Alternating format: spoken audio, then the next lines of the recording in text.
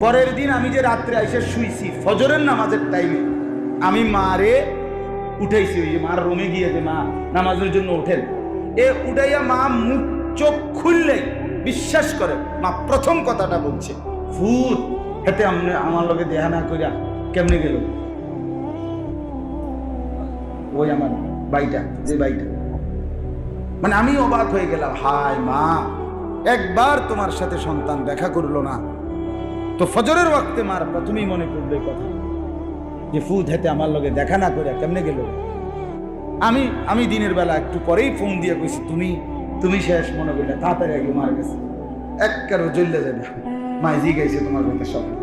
ভাই আমি তো জ্বলে গেছি বা আমি লোকজনের কারণে গেছি গা, আমি অক্ষ নাই তাড়াতাড়ি মা জিগাইছে তো মা যদি বলে, মা যদি আফসোস করে